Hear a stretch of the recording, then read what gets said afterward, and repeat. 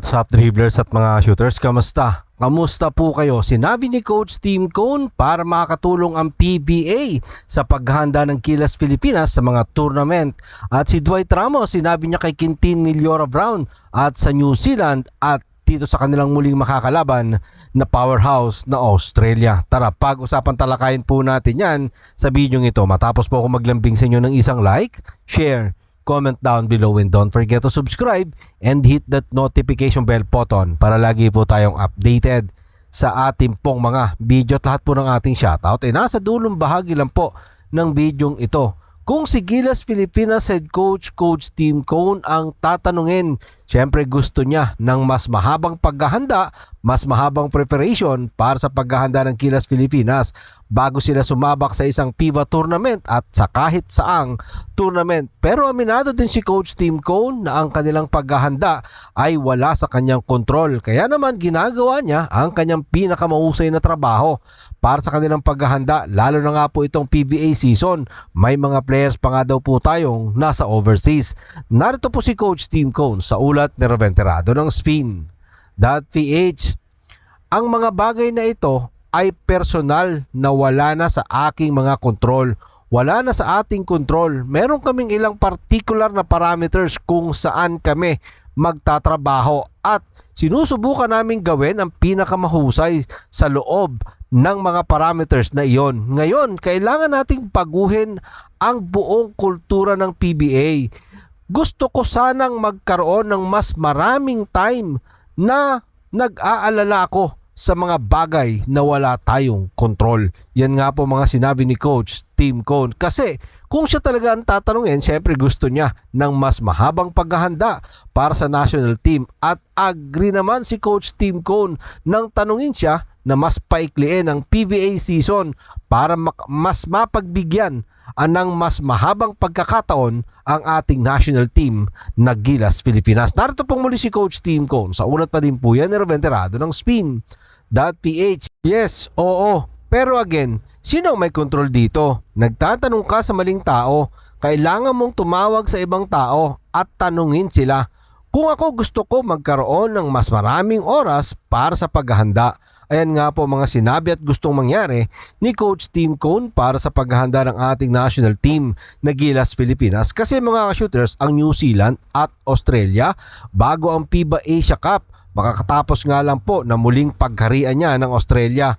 4 na beses po silang nagkaroon ng tune-up game sa isa't isa at May pa lang talagang naghahanda na sila. So doon pa lang talo na tayo sa paghahanda nila ng Australia at ng New Zealand, mga shooters, no?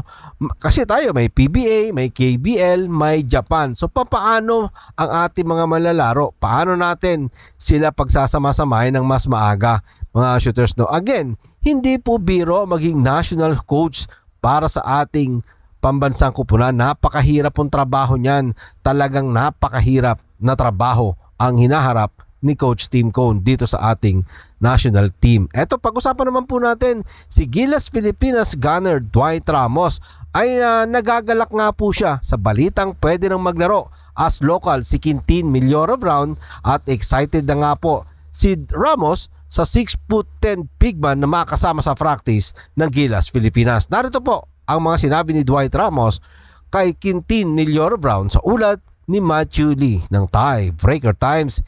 He is another big man at siya ay skilled na at inaasahan kong makikita ko siya sa practice. Yan nga po ang sinabi ni Dwight Ramos kay Quintin Millora Brown at nang tanungin naman siya patungkol sa muling pagkakataon na makakalaban nilang muli sa ulit-uliting makakalaban nila ang Australia at ang New Zealand. Sabi nga po niya na kung gusto mong maging mahusay na manlalaro, makipaglaro ka sa mga pinakamahusay na manlalaro at kupunan. Narito pong muli si Dwight Ramos. Sa ulat pa din po yan ni Matthew Lee ng Tiebreaker Time.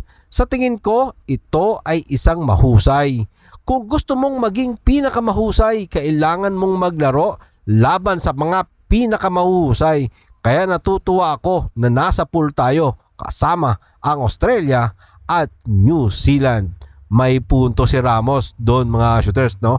Kung gusto mo maging pinakamahusay, makipaglaro ka sa mga pinakamahuhusay. Kasi kung dun ka lang makikipagsabayan ng laro sa mga hindi mahusay at mas mahusay ka pa, talaga namang hanggang doon na lang yung husay mo. Mga shooters, 'di ba? Hindi magi-improve. So dito, kapag mga mahuhusay ang makakalaban mo, masasabayan mo sila. Pwede mo pa silang gayahin sa husay nila at pwede mong lagpasan, pwede kang ma-challenge na mas mahusay ka kesa sa kanila. Yan lang po ang ating video sa araw nito. Maraming salamat po sa inyong panonood. Naman po ang inyong maging opinion. Diyan po natin yan pag-usapan sa comment section. Ingat and God bless everyone. Adjourn, pero katulad po ng ating nakagawian, bago po natin tapusin ang ating video, shoutout po kina